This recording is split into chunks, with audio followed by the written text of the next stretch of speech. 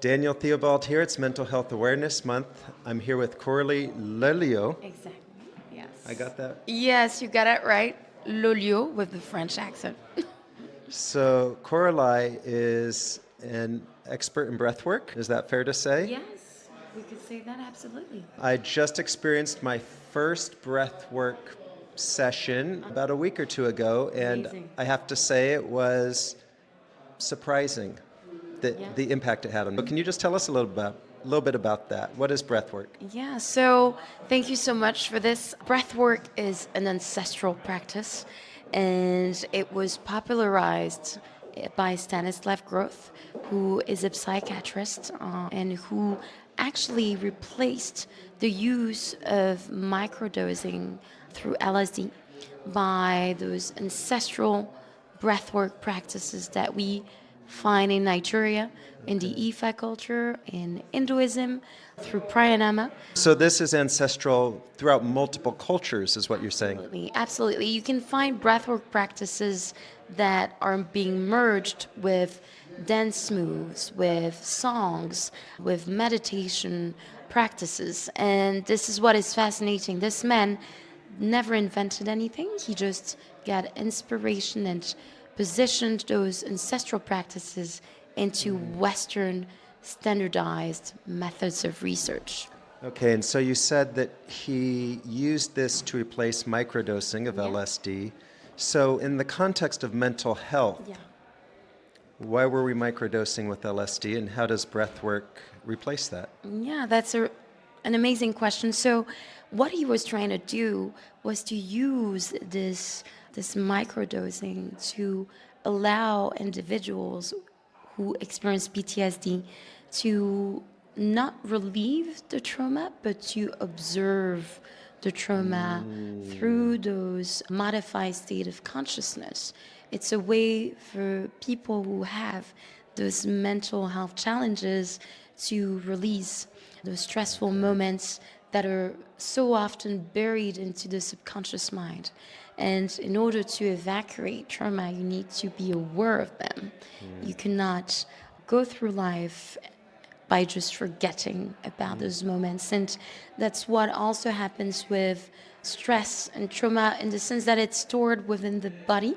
And very often by using, those practice breath work, microdosing, which is of course not recommended, but you're able to actually release the tensions that are stored within the body and that cannot be evacuated through simple sessions of speaking with a psychologist, for instance. Okay, so this is interesting to me. So I've had PTSD, and there are periods of my life that I literally don't remember. Yeah. I have the vaguest memories during those periods. Yes. And so you're saying breath work is something that would help me to bring those to the surface, observe them almost as a third party, and then help to let them go? Exactly. This is the purpose of breath work. Of course, the idea is that through multiple sessions, you're able to go into a deeper state of modified consciousness and to, as you've rightly said, observe traumatic events as a third party. And I love this idea and practice because as a breathwork practitioner, I've done a lot of session with militaries who've gone through traumatic events in their A lot of services. PTSD there. Lots of it, and it's very tough for them to acknowledge what has happened, to deal with it. On top of all the traditional and medical practices and I would say method that they're using, breathwork comes as an additional practice that really creates this holistic healing process. Because what I was referring to, the stress, the trauma being stored in the body. So somatic stress is being evacuated to some extent, and you're also able to acknowledge what has happened. And that is very impactful and useful. Yeah, that's so interesting. When I tried breathwork for the first time, it was an intense experience, Yeah. I'll say. The person asked me, they said, "Have you ever done breathwork?" And I said, "Oh, yes," because I'd done deep breathing or something Yeah. before. I had no idea what I was in for.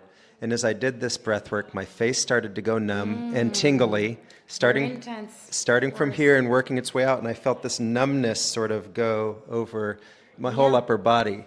Is And is that typical? very typical. Very typical. Like, it can be a little scary, I have to admit. The first time I did it, I was very scared.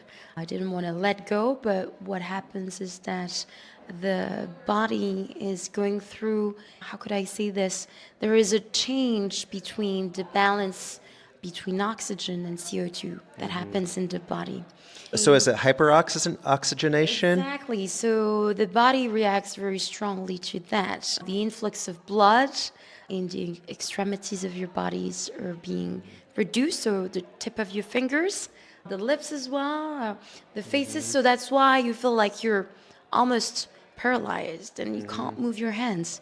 So this is the medical explanation. But what we also say is that the body releases the tension and has a strong reaction because of the accumulation of stress, of pain that it has accumulated.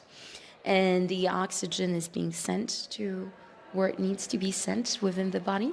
And for those who are more spiritual, we could also take for references, as a system of reference, the system of the chakras, or in Tai Chi, you have the Dantian as well, who are the points where energy is stored. You could visualize the body sending energy to the chakras, to those points, in order to heal those parts of the body. So there are two aspects. I'm very spiritual myself. So I like to have the two explanations.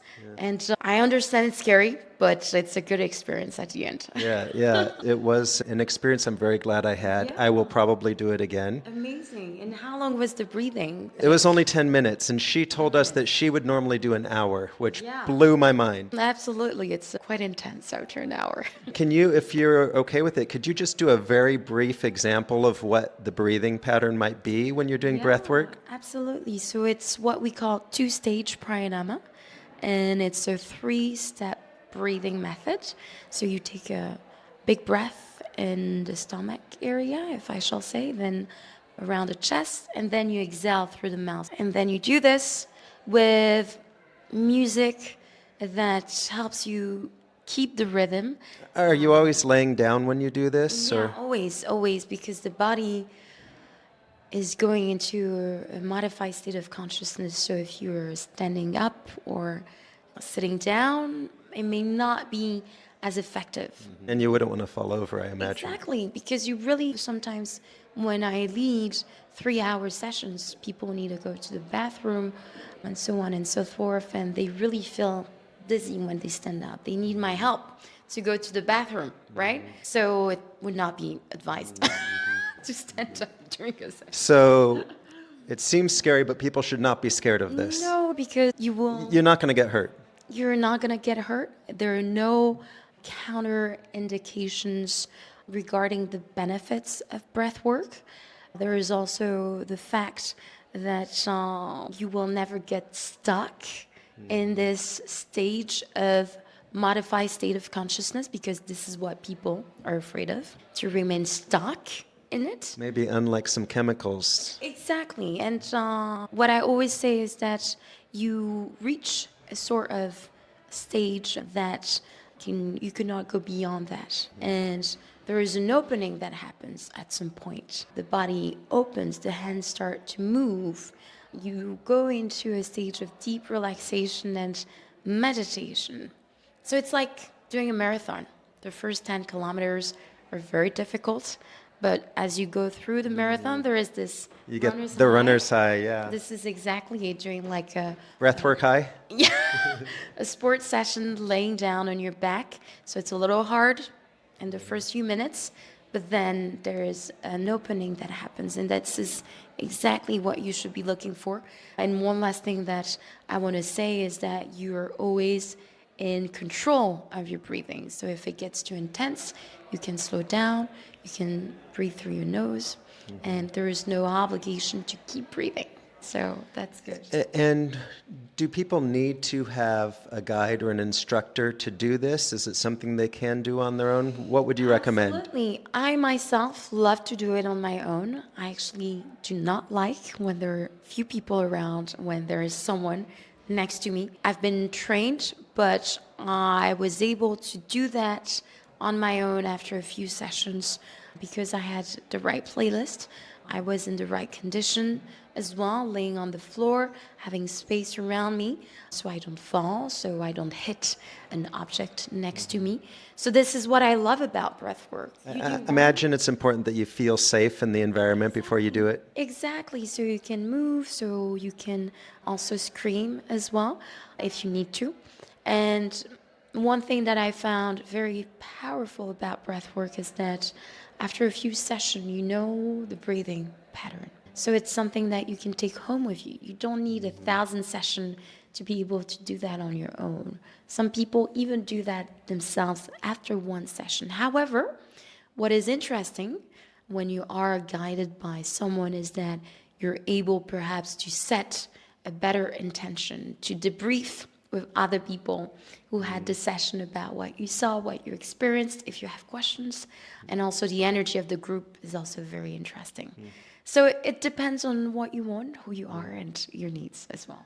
Thank you so much for sharing this with us. And I can highly recommend to anybody that it's something that I think you should try at least once. Absolutely. No, thank you. And I hope that one day breathwork will be as well known as yoga or Pilates because it really should be. Thank you so much for this. Thank you.